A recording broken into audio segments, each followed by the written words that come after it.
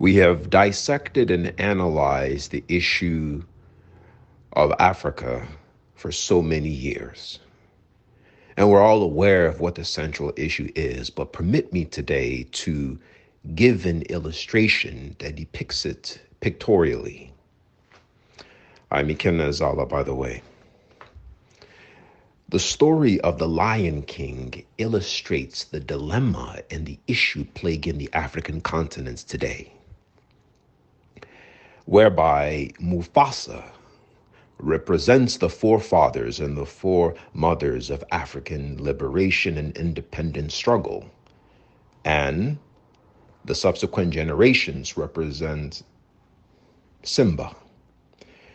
You see, after initial independence, then Scar, represented by hostile internal and external, domestic and foreign forces, colluded to topple the Mufasas. And the consequence of that was, naturally, Simba's, the generations, due to the government instability and economic marginalization, went overseas in order to find prosperity.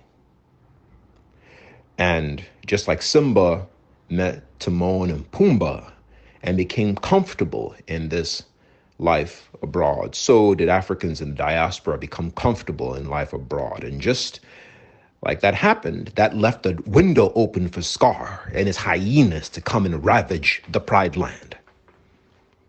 That's what's happening in Africa today. Those who would not even be qualified to lead governments are today imposing their will because Simba, represented by the African diaspora and the African citizens, are content gallivanting around with Timon and Pumbaa, living a comfortable life. As long as my bank account has enough money, I'm okay. The welfare of the African continent, the upbuilding, is not the primary concern of the African today. It's not the uppermost concern. It's personal welfare and a comfortable life, family and romance. And so you have a situation where we're blaming Scar, but the objective of Scar and his nature is not to rule and upbuild. That's not why he's there. So until Simba recognizes that you need to go back to the Pride Land because that is your heritage, then the Pride Land will remain what it is. So until the Africans in the diaspora and domestic who are called to service recognize that you are the inheritors of the Pride Land, you are meant to stir it to prosperity. That is your responsibility, to take over from Mufasa, meaning that now you have to continue the relay race of African development by concerning yourself with nation building. That is what our generation is called to do. That is our responsibility, you see. Because it's only when leadership, right, is in the right hands can the Pride Land become what it is meant to. That is, only when those people who are meant to participate in development and upbuilding take their place can Africa become what it must, or at least set off in the direction leading into that destiny. But what you have today are, a bunch of Simbas content overseas. Now, this doesn't mean that everyone will return, but it means that when Africans come together, the primary concern should be nation building, you see.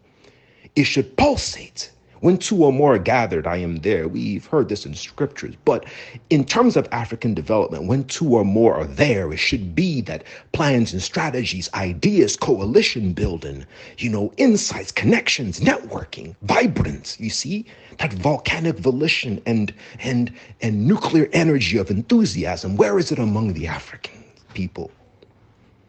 No, you see, we are Simbas who are content with eating bugs. We're Africans who are content, just living a mundane life. As long as we have a job, we have family, we can watch TV, order food, go on vacations, then that's the climax of our contentment.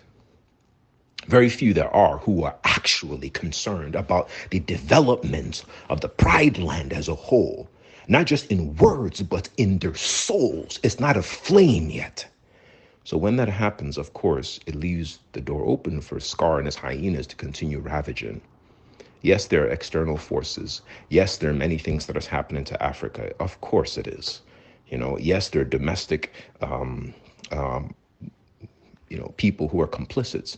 But all of this will become secondary if the citizens of Africa would first of all realize that you're from this country, but that country is just an idea that was made up. You're African first. Think about the welfare of the whole first. Don't think within the narrow boundaries of lines drawn. Think about the welfare of the whole first. Use each other as a collective muscle and don't be so isolated, individual country, your own narrow politics, but think about the whole. And this is what our forefathers were trying to say about a unified Africa. You see, so this is what each individual must do. Simba, you're not home.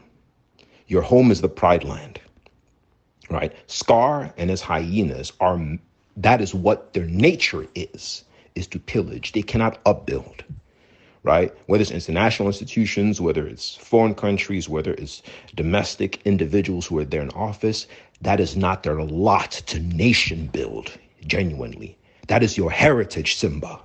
Wake up, go back to the Pride Land, either in thought or in physical deed. But concern yourself with its development first. Take your place. Then Africa will set on its course towards its destiny. Until that happens, nothing will change. We are the change we've been waiting for. We can sit and look around and wait for people to come. Or we can look in the mirror and become what we're waiting for. That is what it is. One last thing I'll say is that, look, we have a false idea of how development happens. We think that's people prenatally chosen from birth and all those things, and they come and become great leaders. No, all that happened, right, was an individual committed themselves to a cause bigger than them and used their resources and their life to achieve that objective. Then through that volition, they were now prepared for leadership, and they were now prepared, right, to participate in upbuilding through the natural abilities of their soul. So the first step is commitment to a cause higher than yourself, beyond your mundane life. What is the aim of an individual? Is it to secure just economic, prosperity for themselves? Or is it something more? This volition is not yet the norm among Africans, overseas and domestic. Very few are actually have it. And so that is what the primary issue is. So let those who first of all commit themselves to the building up of the Pride Land connect, form strategies, work among themselves, implement it, take action. And then slowly you'll see that as they come back into the Pride Land, Scar and his hyenas will start to scatter. And then the Pride Land will become what it needs to be. The Simba, Africans, domestic and overseas, remember the Pride Land and take your place. That is the first step towards the transformation of the African continent. All the best.